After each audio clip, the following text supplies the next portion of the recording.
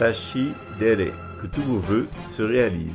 Tampala Messenger Rinpoche, Chopala Medancho Rinpoche, Chopala Megundum Rinpoche, Kumla Kuchachula Chupa Abujo, Kanjima Gokudo, Kazo Sanji Kiola, Gentuji Chenjidola, Jitunji la Chaselo Wantan. Tienarizi la Wantan. Qu'est-ce qu'on fait dans notre centre bouddhiste tibétain, ici à Brasilia, à Rio de Janeiro et à Bahia? Qu'est-ce qu'on y fait? Eh bien, on y fait des pratiques. À quoi servent ces pratiques? Eh bien, elles ne servent pas à se prosterner devant des Bouddhas qu'on adorerait comme des divinités célestes. Ça sert à construire des schémas neurologiques. Et ces schémas neurologiques qui permettent de faire réapparaître à l'intérieur de nous notre nature Bouddha.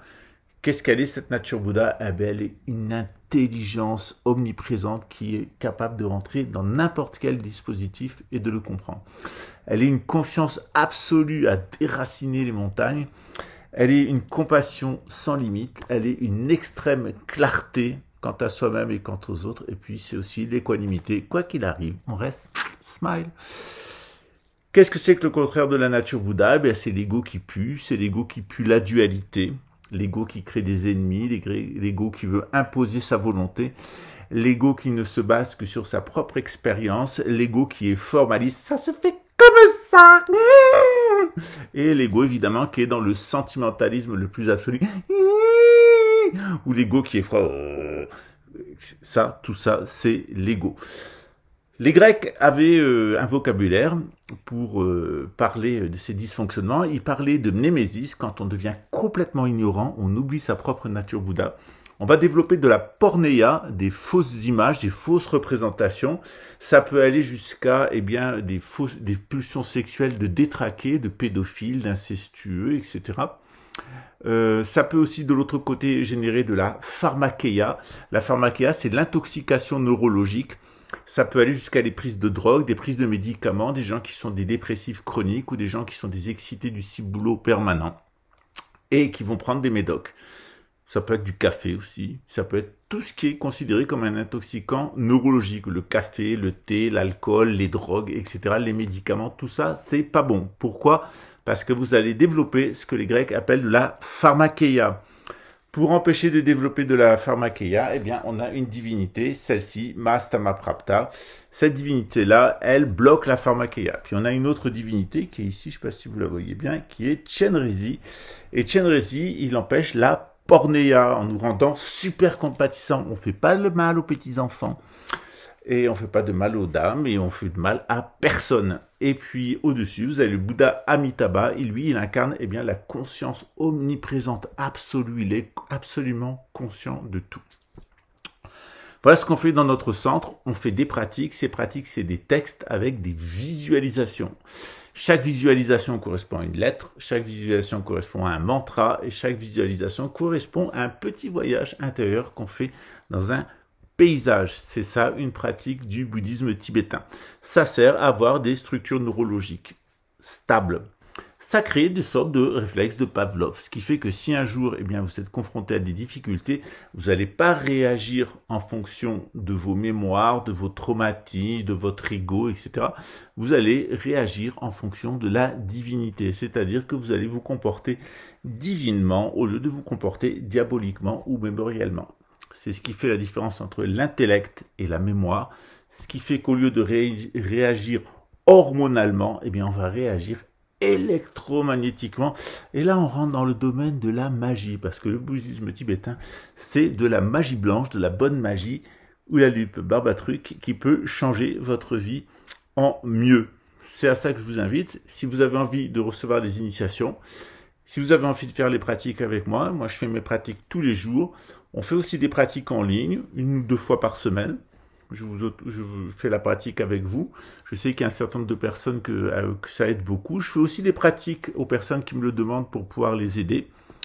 Et ça permet de passer à travers beaucoup d'épreuves, à travers beaucoup de difficultés. Vraiment, les pratiques, c'est ce qu'il y a de plus puissant. Quand on a les pratiques, on a absolument tout. C'est pas la peine de croire dans la poudre de perlimpinpin. Les pratiques spirituelles, c'est des bonnes structures neurologiques, ça évite la pornéia et la pharmakeia, ça évite d'avoir un éros complètement détraqué, ça évite de se gaver de médicaments et de drogues, Ça évite de vivre dans l'ignorance avec des représentations fausses et des intoxications neurologiques. Ça permet d'être véritablement un Bouddha. Alors c'est à vous de choisir, hein, ou vous essayez de réaliser votre propre nature Bouddha. Elle est à l'intérieur de vous, il faut juste la réaliser.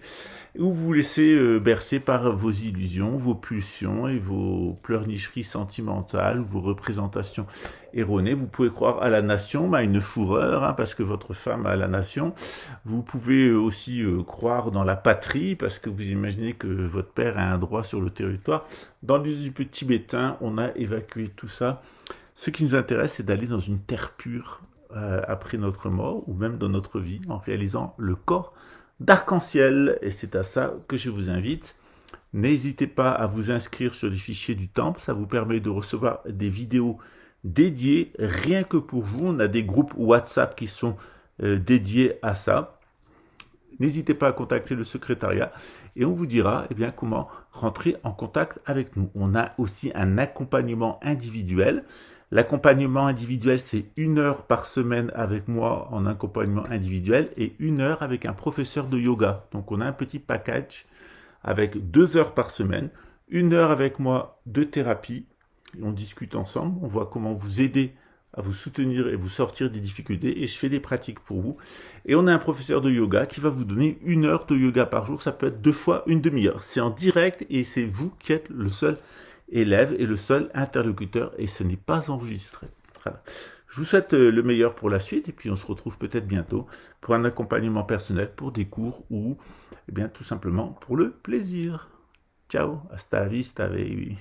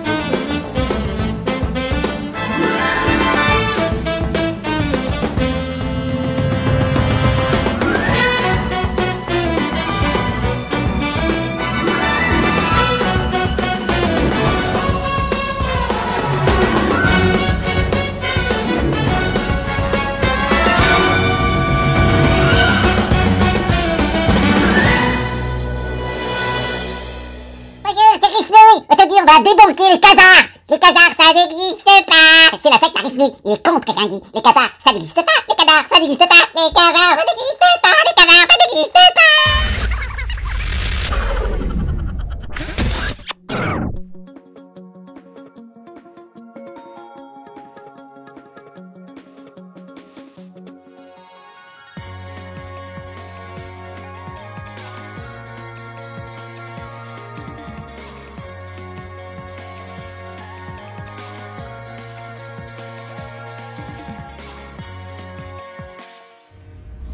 Bonjour les amis, j'espère que vous allez bien, je suis Pascal Trepingui, je vous invite à une vidéo gratuite, exceptionnelle, c'est un cours qui durera 1 heure, 1h30 ensemble, il sera gratuit, il sera au mois de mars 2024 et je vais vous expliquer le gouvernement mondial, qu'est-ce que c'est que la gouvernance mondiale, pourquoi il y a des Khazars, pourquoi il y a des Édomites, ça n'a rien à voir avec les Juifs, ça n'a rien à voir avec les francs-maçons, Ça n'a rien à voir avec les jésuites. Tout ça, c'est du mensonge conspirationniste. La vérité, elle est dite par Jésus dans l'évangile de Matthieu.